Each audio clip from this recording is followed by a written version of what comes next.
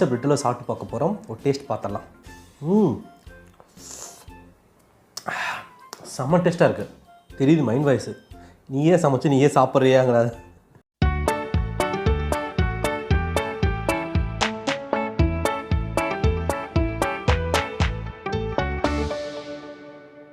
Britannia rusk வாங்கியிருக்கோம். So இதில் பார்த்தீங்கன்னா 200 கிராம் கேட்டேன். ஒரு 18 கிராம் எக்ஸ்ட்ரா இருக்குன்னு சொல்லிட்டு 220 கிராம் கொடுத்துருக்கானுங்க. ஸோ இந்த ரஸ்க்கு வச்சு நம்ம என்ன செய்ய போகிறோம் அப்படின்னா பிரெட்டில் பண்ண போகிறோம். ஃபஸ்ட்டு ஃபுல்லாக உடச்சி கீழே போட்டுக்கிறேன். இந்த ரஸ்க் இது மாதிரி நல்லா ரோஸ்ட்டாக இருக்கும். ஸோ பிரெட்டில் நம்ம இதில் தான் பண்ண போகிறோம். அதுக்கு முன்னாடி ஒன்று எடுத்து வாங்கி கொடுக்குறேன்.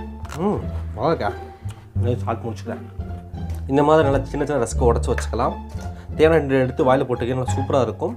இது என்ன செய்வாங்கன்னா ஒரு ப்ரெட்டை எடுத்து நல்லா ஒரு குறிப்பிட்ட டெம்பரேச்சருக்கு ஹீட் பண்ணி வறுத்து வைப்பாங்க. அதான் அந்த உங்களுக்கு ரஸ்க்காக மாறுது. ஸோ ப்ரெட்டில் 2 விதமாக பண்ணலாம். ஒன்று ப்ரெட்டை நெய்யில் போட்டு வறுத்து எடுத்து பண்ணலாம். இன்னொன்று இந்த ஈஸியான மெத்தட். இந்த மெத்தடு தான் வறுத்த ரஸ்க்கை ஈஸியாக வாங்கி நம்ம ப்ரெட்டலோ பண்ணிக்கலாம். இது ரொம்ப சுவையாக இருக்கும். ரஸ்க்கை ஒரு மிக்சியில் போட்டு சும்மா ஒரு 2 சுற்று மட்டும் எடுத்து சுற்ற போகிறோம்.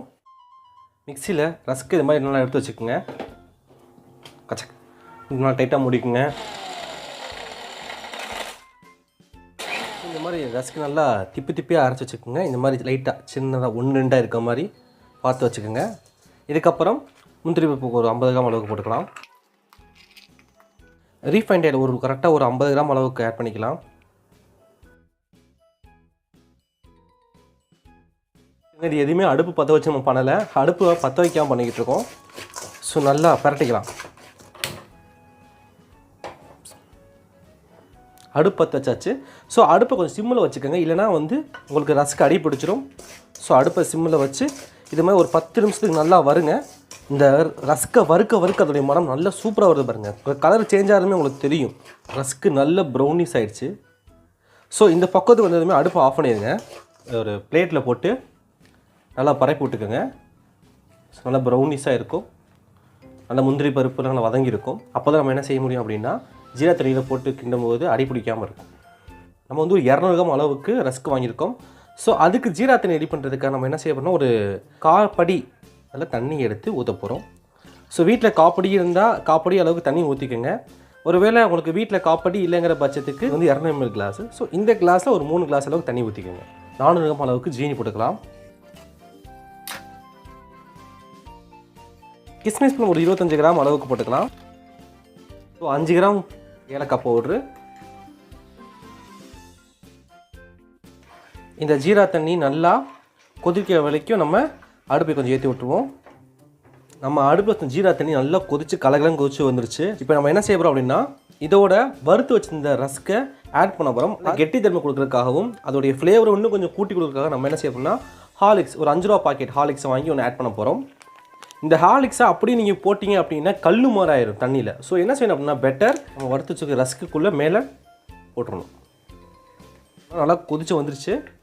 இதை லைட்டாக அடுப்பை சிம்மில் வச்சுட்டு இதோட கொஞ்சம் கொஞ்சமாக ரஸ்க்கை ஆட் பண்ண போகிறோம்.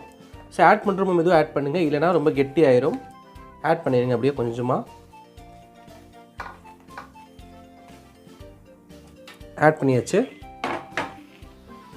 நல்லா கிண்டி விட்டுக்கலாம். எப்படி வறுத்துக்கோங்கிறது இந்த ஃப்ளேவர்லேயே தெரியும். நல்லா ப்ரௌனிஸாக இருக்குது பாருங்கள்.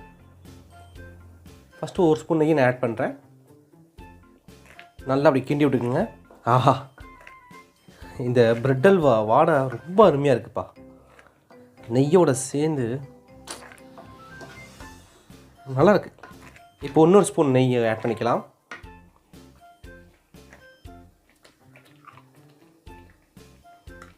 கொஞ்சம் திப்பியாக விட்டுருந்தோம் ரஸ்க்கு. அது என்ன செய்யும் அப்படின்னா இந்த டைமில் தண்ணி நல்லா அப்சர்வ் பண்ணி ப்ரெட் ஃப்ளேவராக மாறும். அதுக்காகத்தான் நம்ம என்ன செஞ்சுருக்கோம் அப்படின்னா திப்பியாக அரைச்சோம். கரண்டிலேருந்து அப்படியே உள்ள கெட்டியாக இருக்கும். உதுறதுக்கு லேட் ஆகும். இந்த பக்கம் வந்ததுமே நீங்கள் அடுப்பு ஆஃப் பண்ணிடுங்க.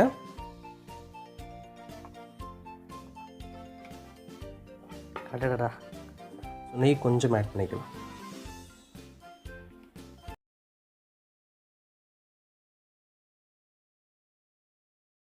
இப்போ நம்ம சமைச்ச பிரெட்டில் சாப்பிட்டு பார்க்க போகிறோம். ஒரு டேஸ்ட் பார்த்துடலாம்.